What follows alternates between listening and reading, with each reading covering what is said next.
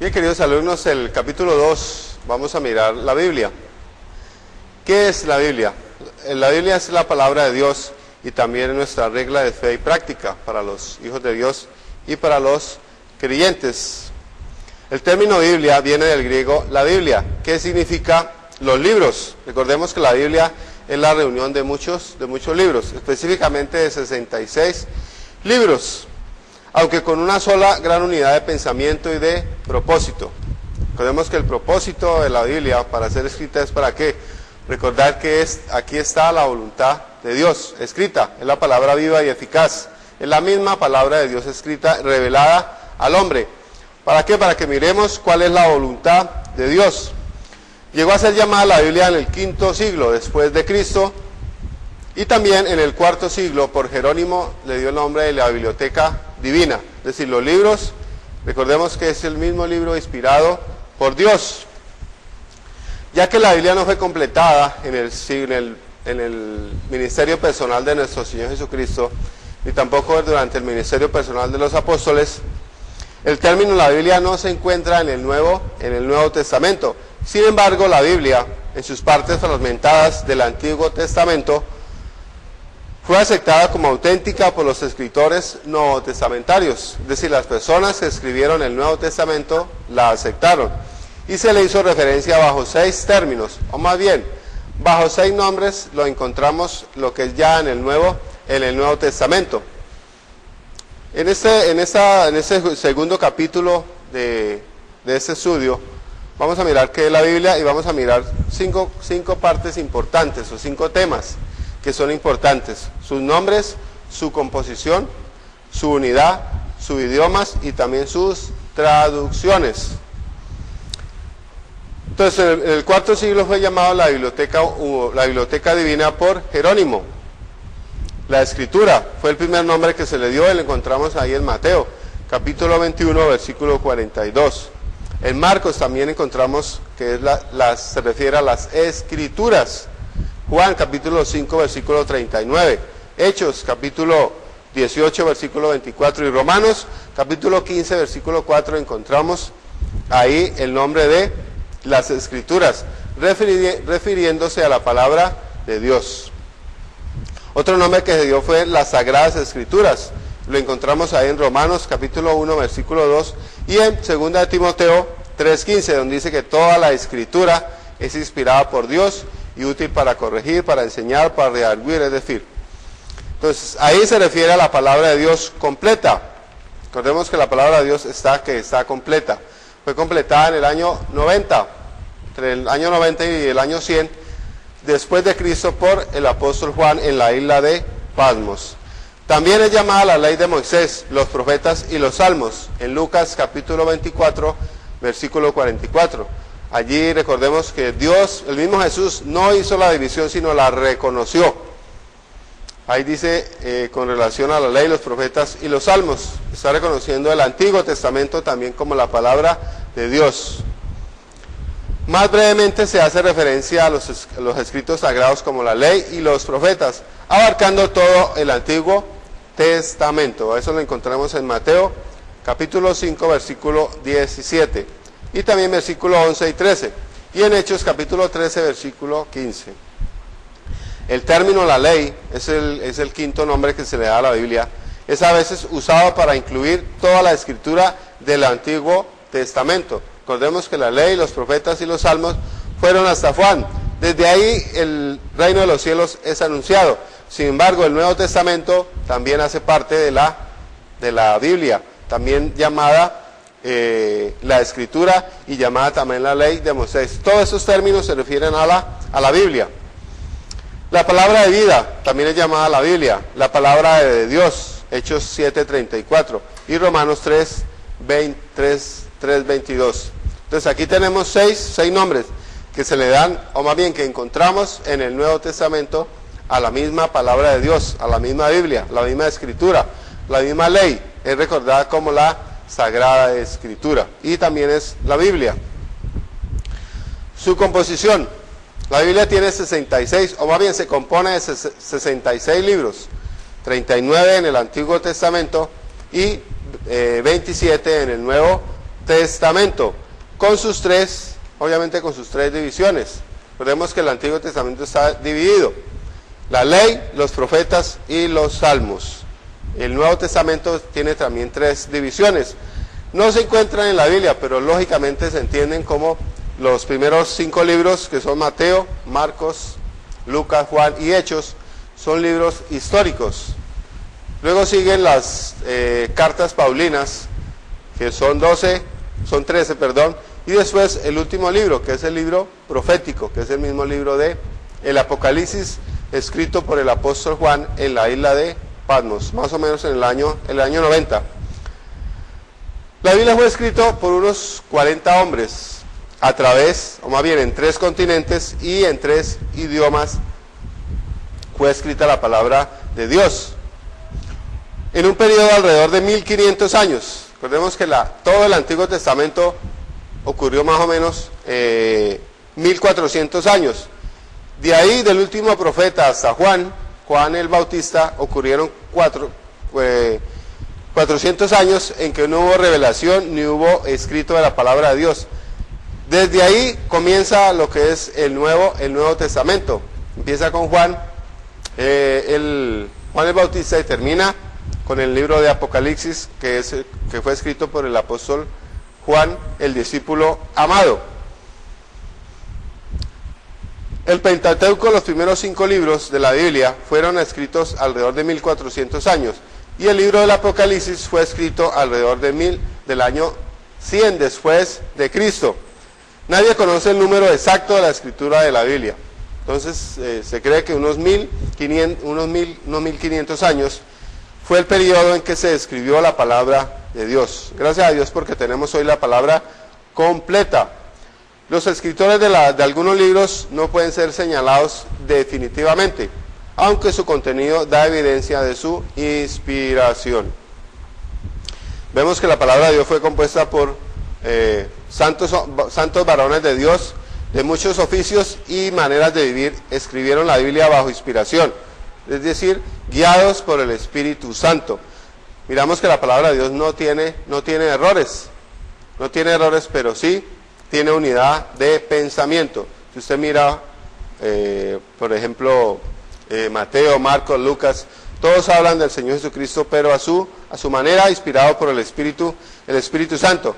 ¿Qué oficio tenían estos hombres que escribieron la palabra de Dios? Unos eran ganaderos, otros eran exiliados, cobradores de impuestos, predicadores, profetas, otros eran capitanes, otros eran legisladores, jueces.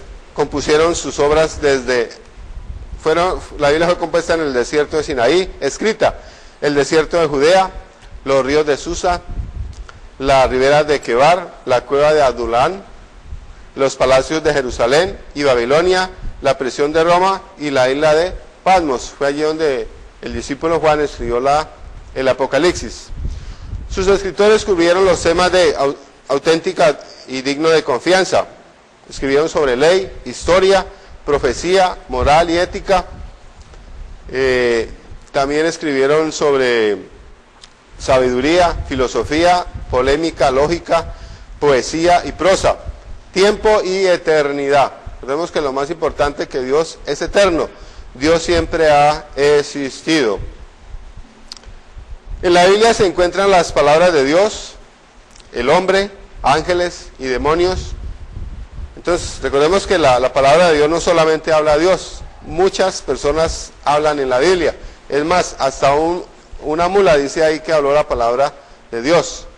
Reyes también hablan poetas, filósofos, hablan pescadores. El diablo también hablan los ángeles. Dios, Jesucristo, estadistas, profetas, médicos, fariseos, saduceos, hombres malvados, paganos, en tiempos antiguos y en tiempos novotestamentarios. Es decir, aquí encontramos gran infinidad de personas que hablan en la Biblia. No solamente habla Dios. Entonces, a eso hay que tenerlo claro para tener una mayor comprensión de la palabra de Dios. Miremos su unidad. La palabra de Dios es el único libro religioso o secular que ha sobrevivido las edades con amplio respeto e influencia en asuntos de moral y religión. Es el único libro que dice sin pedir disculpas. ¿Quiénes somos? La Biblia nos dice quiénes somos nosotros. ¿Por qué estamos aquí? ¿Y hacia dónde vamos? Nos dice el propósito realmente de nuestra existencia. Recordemos que somos criaturas creados por Dios, con un propósito.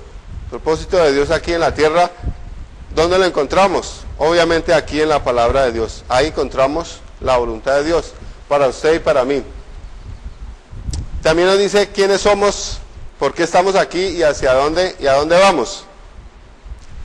Si usted es hijo de Dios, hermano, va a la eternidad.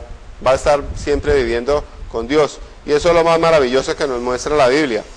Si creemos en Dios y en su palabra, hay diferencia entre creerle a Dios y creer en Dios. Hay una gran diferencia. Si usted le pregunta a una persona, ¿cree en Dios? Claro, la persona dice que sí. Pero si usted le pregunta, ¿le cree a Dios? Es diferente. Nosotros le creemos a Dios y también le creemos a su palabra.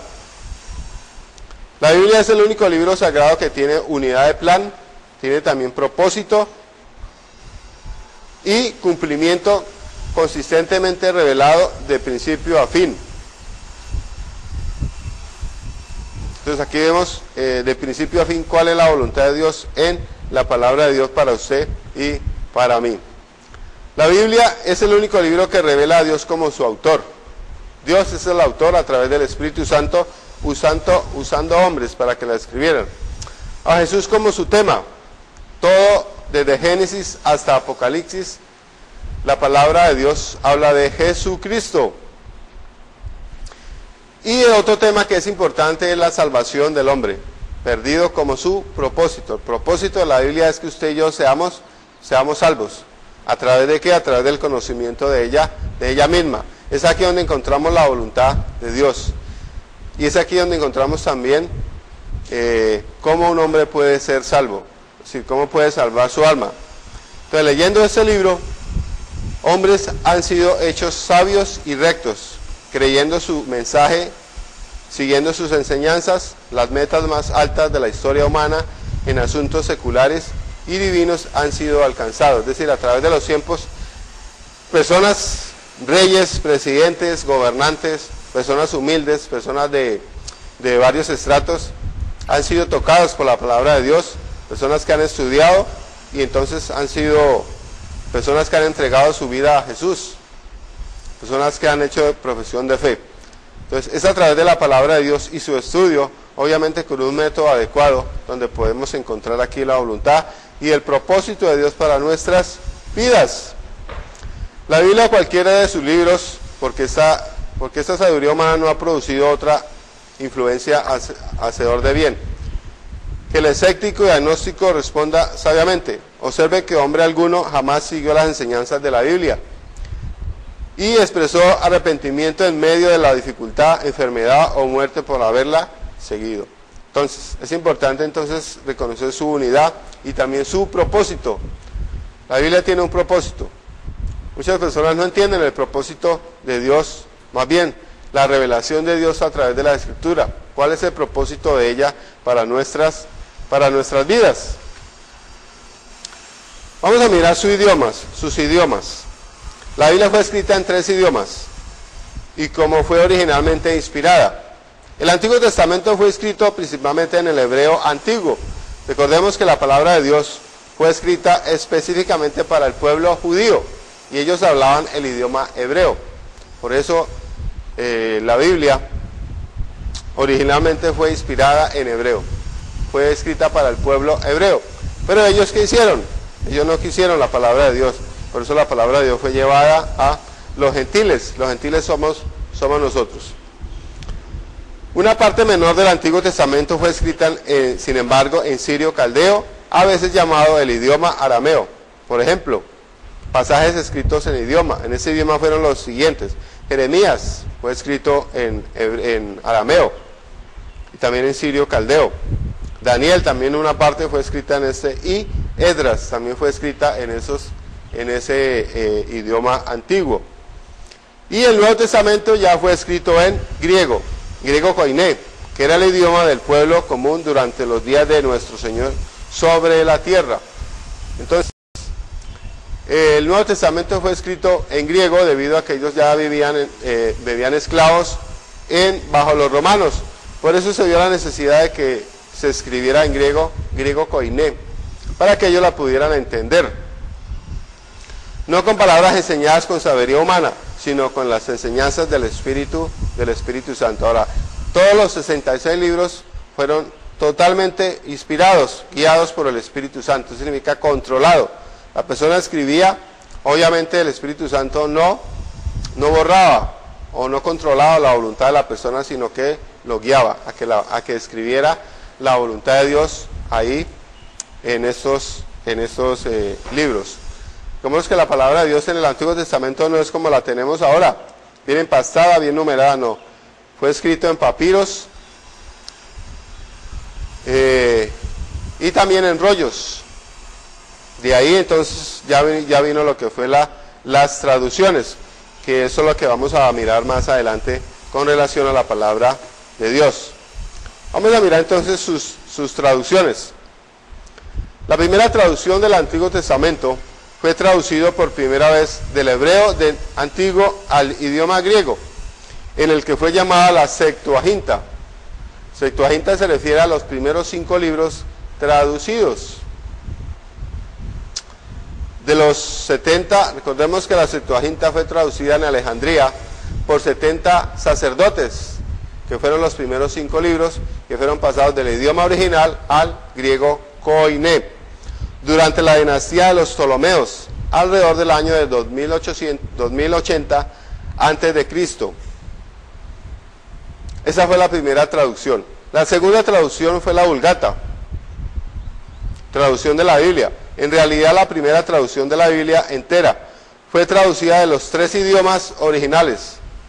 Entonces los 3 idiomas originales, recuerde que es el hebreo, el sirio caldeo o arameo y el griego koiné. Fue traducido totalmente la Biblia al griego en el año 385 por Jerónimo, y llegó a ser la versión oficial de la Iglesia Católica Romana, que es la Vulgata. Esa es la primera traducción entera de la Biblia, de Génesis hasta Apocalipsis. Ya en el año 1430, siglo XV, el rabino Moisés Arrangel tradujo la Biblia entera del español, pero no se publicó hasta 1922, es decir, más o menos unos 500 años. Fue traducida, pero realmente ya fue colocada en edición o venta al público. Solamente sacaron 300 ejemplares y se le llamó la Biblia de Alba. La Biblia Ferrara, publicada por John Attias en 1533, fue únicamente del Antiguo Testamento. Aquí solamente los 39 libros del Antiguo Testamento. La primera Biblia entera en ser publicada en español fue la de Casiodoro de Reina. Se publicó en 1569. Reina tradujo directamente de las lenguas originales, empleando solamente como referencia las versiones en diferentes idiomas que pudo consultar.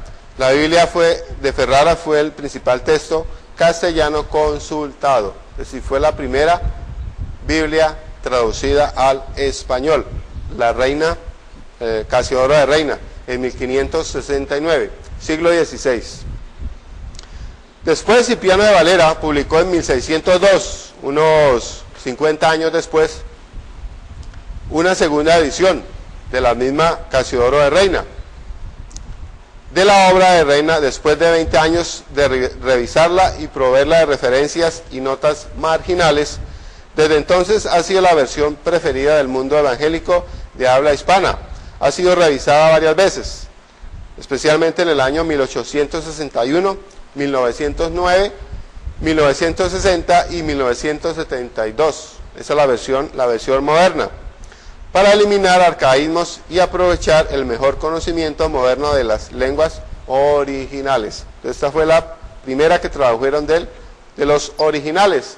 Sin embargo, se le añadieron algunas notas de páginas, algunas referencias con relación a otros versículos de la palabra de Dios, para tener un mayor conocimiento con relación a versículos que están en unidad y también están muy acorde con cada tema. En años recientes se ha producido una proliferación de versiones con el afán de aprovechar el mejor conocimiento moderno de las lenguas originales y presentar la Biblia al alcance del pueblo. Sin embargo, las llamadas versiones populares no son suficientemente literales para probar casi nada y no pasan de ser simples paráfrasis. Es decir, las han traducido, pero hay traducciones que le han quitado, realmente han cambiado. La palabra, por ejemplo, la palabra sangre, la han cambiado por la palabra amor, y eso no hay que hacerlo en la palabra de Dios. ¿Por qué? Porque realmente le está coartando el contenido exacto de la palabra de Dios. Es diferente sangre a amor. Recuerde que la iglesia fue comprada con la sangre de Cristo. Ahora, hay que reconocer que Dios nos ama, pero por nuestro pecado tenemos que dejar algo en pago. Por eso dice que sin remisión de pecados, sin remisión de sangre, sin derramamiento de sangre no hay remisión de pecados.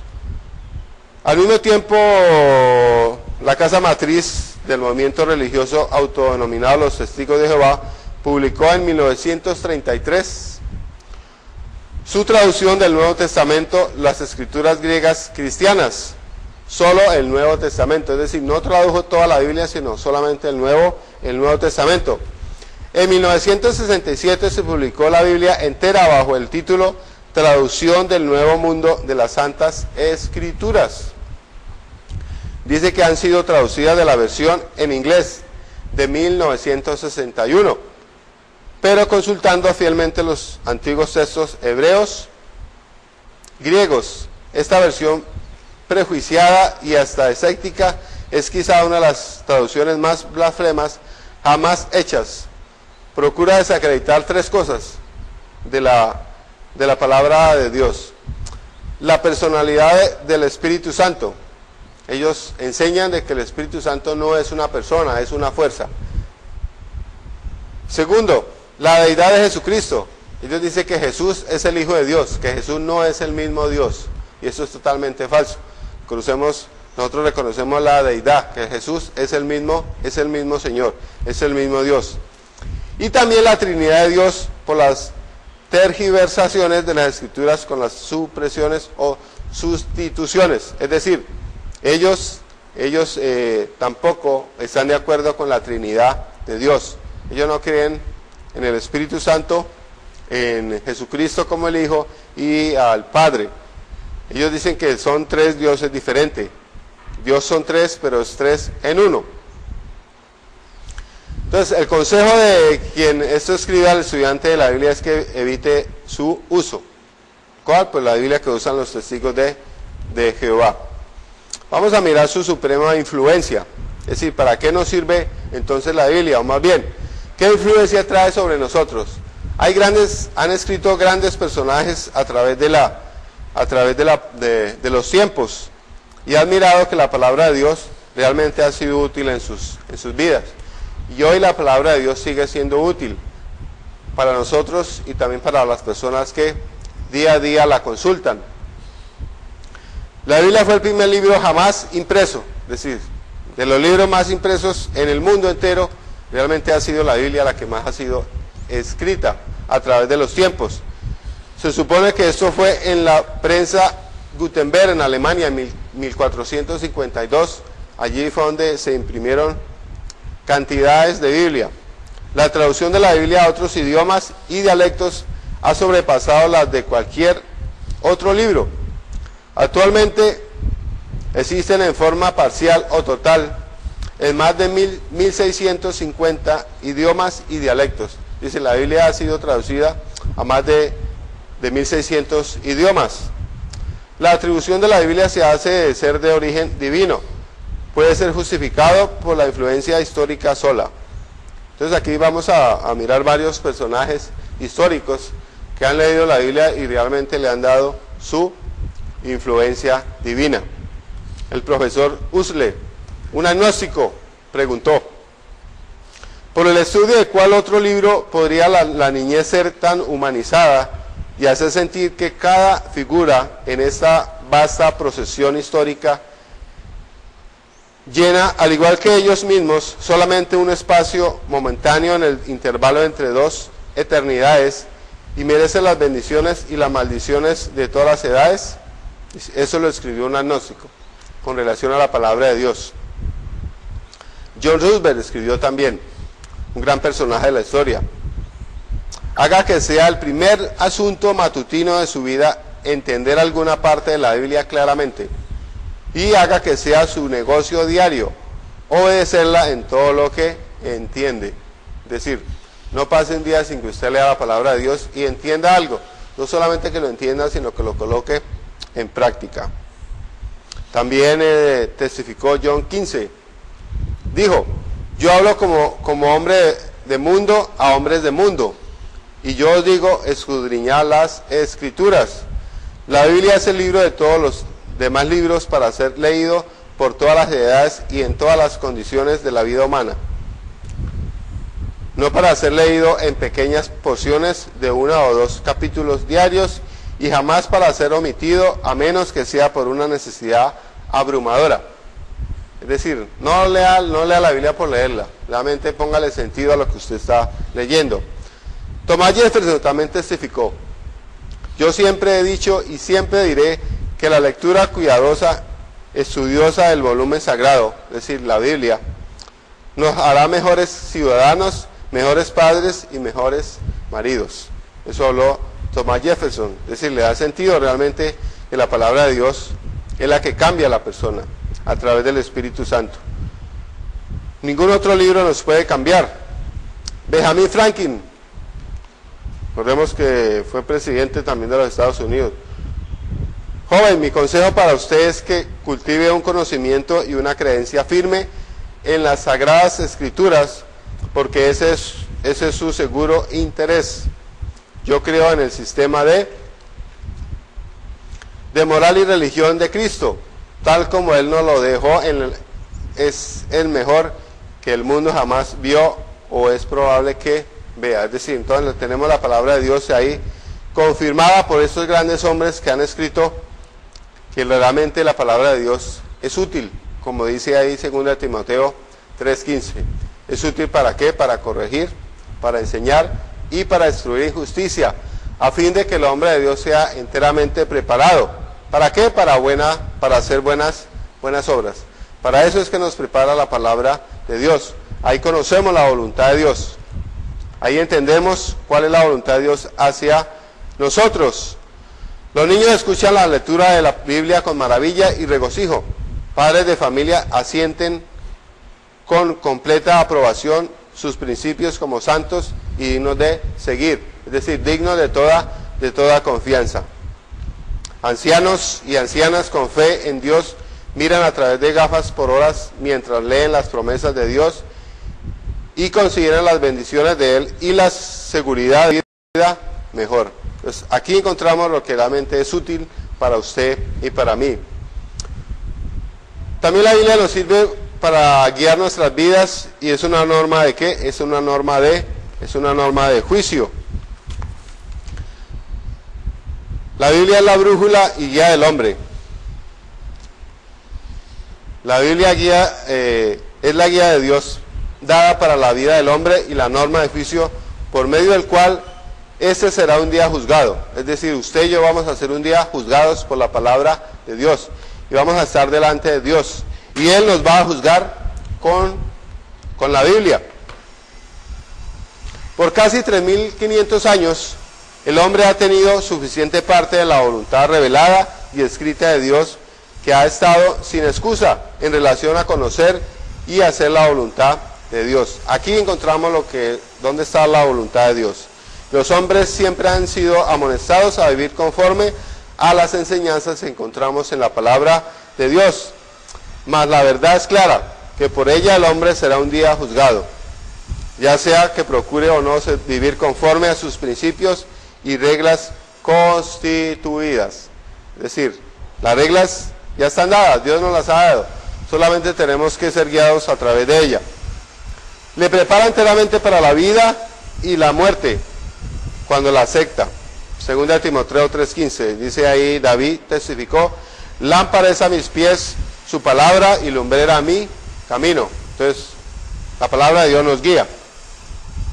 Y también añadió, la exposición de tus palabras alumbran, hace entender a los simples. Escudriñad las Escrituras porque a vosotros os parece que en ella tenéis la vida eterna y ellas son las que dan testimonio de mí. Eso habló el apóstol Juan, inspirado por el Espíritu Santo, y está ahí en Juan capítulo 5, versículo 39. Entonces, en la palabra de Dios encontramos realmente que a través de ella, cómo podemos usted y yo ser salvos. También tenemos, Pablo comentó a los hermanos de Éfeso, y ahora, hermanos, os encomiendo a Dios y a la palabra de su gracia, es decir, a la Biblia. Y a la palabra de Dios, la cual es poderosa para sobreedificaros y daros herencia con todos los santificados. ¿Cómo es que la iglesia se edifica? A través de la palabra de Dios. Entonces también Pedro escribió, antes bien, creced en la gracia y en el conocimiento de nuestro Señor Jesucristo, nuestro Salvador. Así como el David de la antigüedad, los hombres aún necesitan guardar la palabra de Dios en sus corazones para no pecar contra Dios.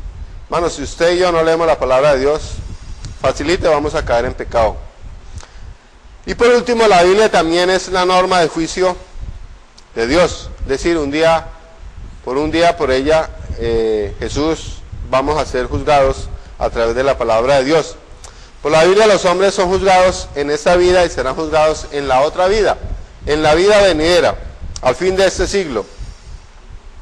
Tenemos a Juan que nos dice, ahí en Juan 12:48, el que me rechaza y no recibe mis palabras, tiene quien te juzgue.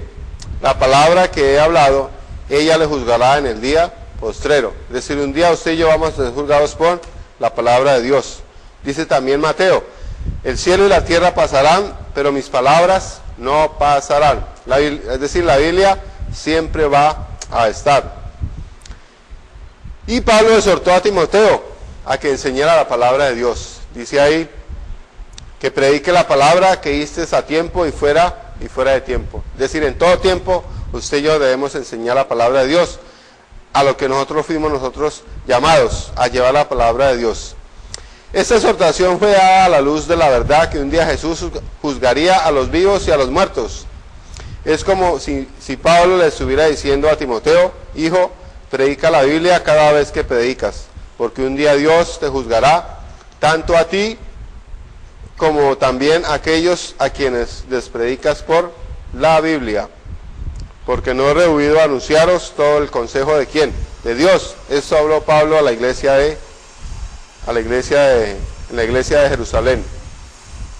Dice también en Romanos 2:16, en el día en que Dios juzgará por Jesucristo los secretos de los hombres conforme a mi evangelio, es decir, a través de la palabra de Dios. El evangelio de Pablo era el evangelio de Jesucristo, y el evangelio de Dios, por el cual él creía que todos un día serían juzgados. Y dice aquí también en Apocalipsis 20:11, y vi un gran trono blanco y al que estaba sentado en él, delante del cual huyeron la tierra y el cielo. Y ningún lugar se encontró para ellos, y vi a los muertos, grandes y pequeños, de pie ante Dios, y los libros fueron abiertos. Los libros se refiere a la palabra de Dios. Y otro libro fue abierto, el cual es el libro de la vida. Y fueron juzgados los muertos por las cosas que estaban escritos en los libros, según sus obras. Y el mar entregó los muertos que habían en ellos, y la muerte y el Hades entregaron a los muertos que habían en ellos, y fueron juzgados cada uno según sus obras. Es decir, vamos a ser un día juzgados por la palabra de Dios, por lo que hayamos hecho, sea bueno o sea malo. Vamos a ser juzgados.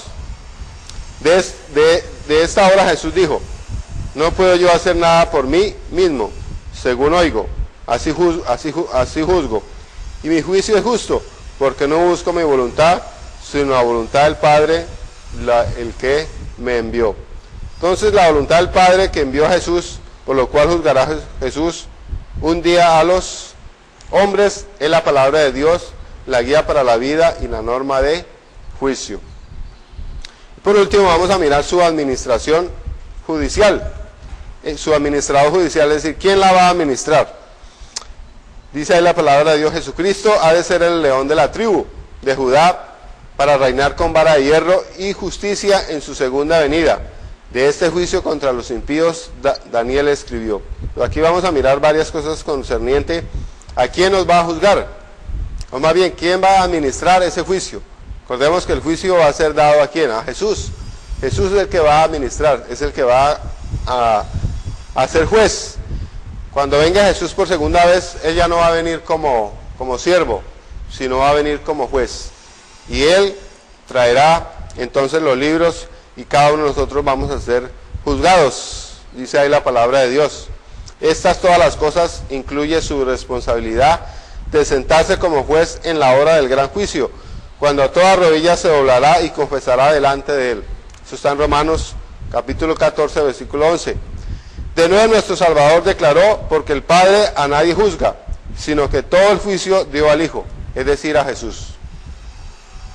Y también le dio autoridad de hacer juicio, por cuanto es el Hijo del Hombre. Dice ahí Hechos: y nos mandó que prediquésemos al pueblo y testificásemos que Él es el Dios que ha puesto por juez de vivos y de muertos. Pero Dios, habiendo pasado por alto los tiempos de esta ignorancia, ahora manda a todos los hombres en todo lugar que se arrepienta, por cuanto ha establecido un día en el cual juzgará al mundo con justicia por aquel varón a quienes designó, dando fe a todos con haberle levantado de los muertos. Entonces, hermanos, recuérdese que la palabra de Dios, la divina biblioteca, es la voluntad constituida de Dios, la carta magna sobre la cual se basarán los veredictos de Jesús y por medio de la cual serán sustentadas cuando Él se siente como el juez supremo para pronunciar juicio, es decir, apartados y bien hechos. Cuando son leídos veredictos de culpa en los cortes de los hombres hoy día, la persona culpable a menudo se torna pálida, se desmaya y se desmorona en la presencia del juez, la ley y el jurado. Pero la palidez del rostro, la debilidad del cuerpo y el desmayo no remueven ni satisfacen la justicia, la ley quebrantada. La penalidad de la ley quebrantada, una norma ignorada de justicia cívica, debe ser pagada. 10.000 veces más dramática y enérgica será la ejecución de la justicia administrada a aquellos quienes rechazan el llamamiento del Salvador y se rebelan contra la voluntad y la palabra del Maestro en esta vida. No habrá lugar donde esconderse del rostro de Jesús, el juez, el justo, que vendrá por segunda vez, no como siervo, sino como juez. ¿A qué? A poner justicia aquí en la tierra. Quiero, hermanos, terminar este capítulo 2 leyendo Apocalipsis 20:11. Dice ahí la palabra de Dios. Y vi un gran trono blanco y el que estaba sentado en él, delante del cual huyeron la tierra y el cielo, y ningún lugar se encontró para ellos. Es decir, Jesús va a venir por segunda vez y Él va a ser el juez justo y el que va a dar justicia a toda la tierra. Y todos, usted y yo, vamos a ser juzgados por la misma palabra de Dios, por la Escritura, que es la misma Biblia. Hermanos, Dios les bendiga.